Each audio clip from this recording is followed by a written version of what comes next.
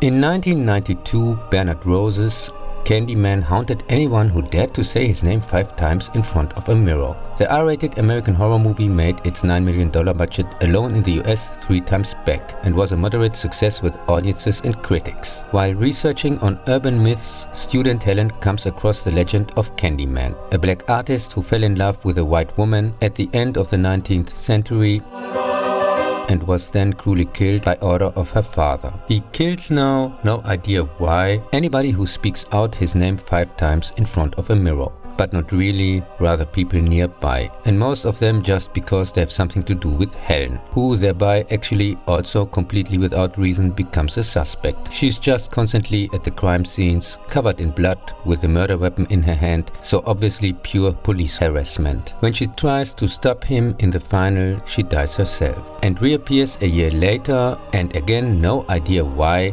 after someone recites her name 5 times in front of a mirror. So Candy Woman, I guess? I have no clue. The movie is extremely loosely based on the interesting short story The Forbidden from the 5th Book of Blood. More about the 6 Books of Blood from 1984-85, of which some stories were also published as comic, among others by Eclipse Books in 1989-92, coming soon in the Hellraiser videos and the same named Clive Barker retrospective. The Forbidden, aka Candyman, is in the original a pale white guy with red beard, with no particular backstory, and haunts in England, precise Liverpool, not in Chicago. There are no mass murderers either, just legends. And he also doesn't appear if you call his name 5 times, spit 7 times against the wind, or scratch 13 times your sack. But because Helen doesn't believe in him, which also dies at the end but does not return. Candyman is a rather mediocre horror flick with a good score and some nice practical effects, which only stands out from the crowd thanks to Tony Todd in the title role. It contradicts itself already in the introduction scene. The first victim says the name only once, after the spared friend said it 4 times, and simply pulls plot, motivation and rules out of the head just as it fits the script. I still believe in your eyes.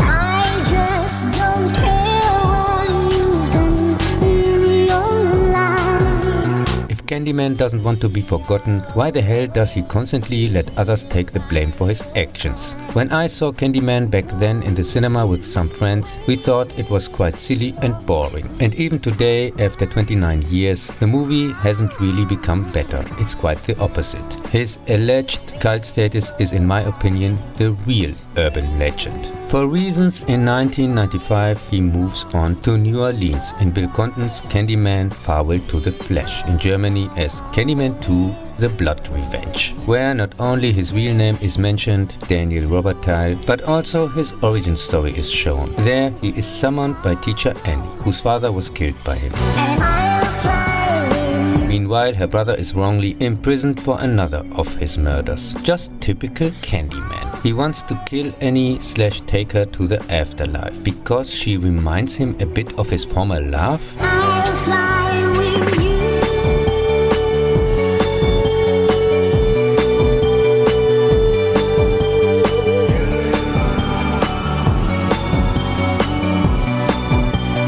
Reminds me a bit of the 1992 Dracula movie. In the end, she's able to banish Candyman back into a magic mirror, which is now suddenly a thing. The ultra boring, illogical jump scare festival, which looks like a TV movie, was able to more than double its $6 million budget alone in the US, and actually made a small profit, but got deservedly many negative reviews.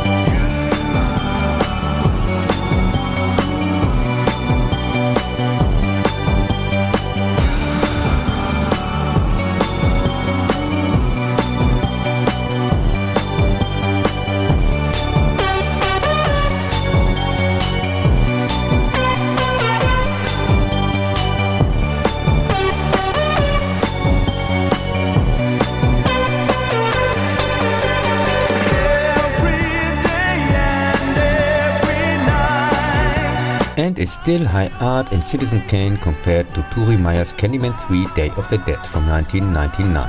In LA 2020, yes, that's right, the movie is set 25 years after Candyman 2, Candy Boogaloo, Caroline tries to prove Candyman's non-existence, resulting of course in his appearance. And also of course it turns out that white and blonde Caroline is indeed a direct descendant. Sure, why not? And as usual, the main suspect for the murders that now occur. With the help of a fortune teller, aka a look into the script, she realizes that she has to destroy Candyman's painting to defeat him, which she does in the end. And a look into my crystal ball told me that someone has shamelessly copied from Oscar Wilde's The Picture of Dorian Gray. Of course, took inspiration.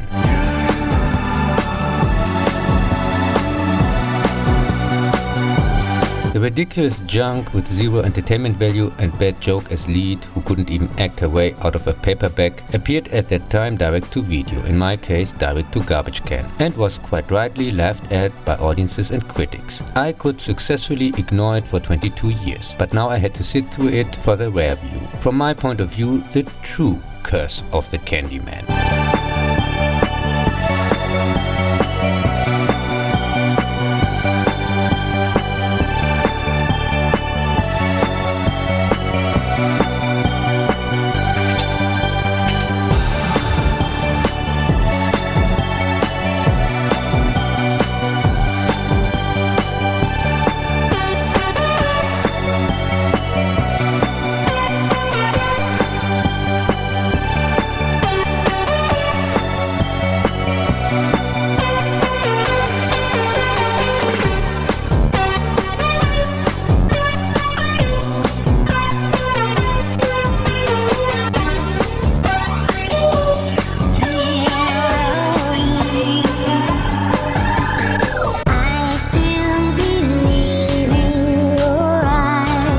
In Hell on Earth 2006, episode 11 in season 10 South Park, Satan plans a huge Halloween birthday party, while Butters accidentally summons Biggie Smalls in the mirror, who now forces him to bring him to the party on time. The very funny episode parodies Candyman as well as the TV series My Super Sweet 16 from 2005.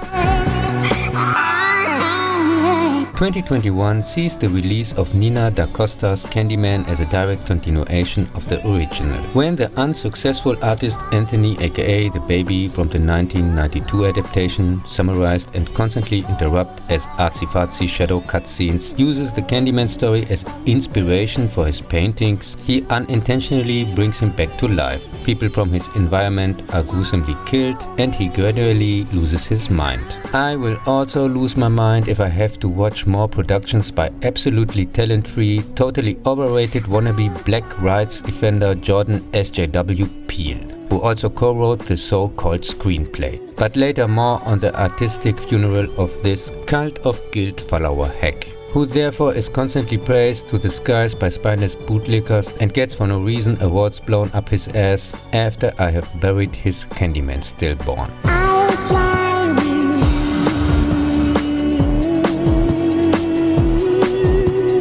I'll fly with you.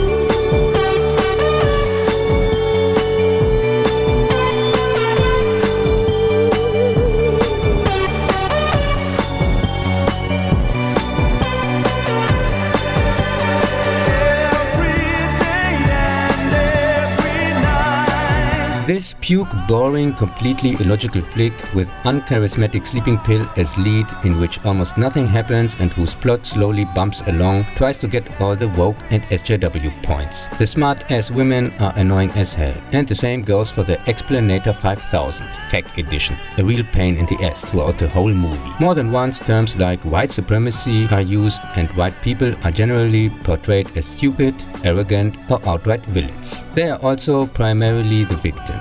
How dare they be born white? Seems like that alone almost counts as a crime nowadays. In the final, Candy Baby gets taken by a crazy man to a church and prepared.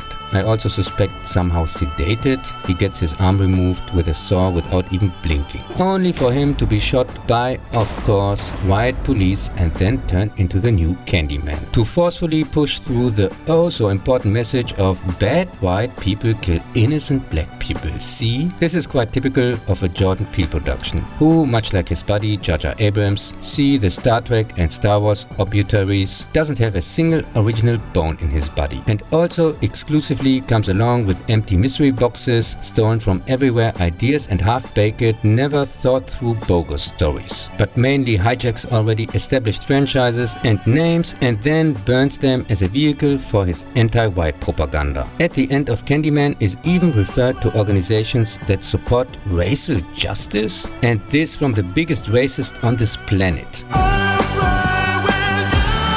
See also his god-awful Lovecraft Country disaster, co-produced by Abrams' Franchise Funeral Institute Bad Reboot.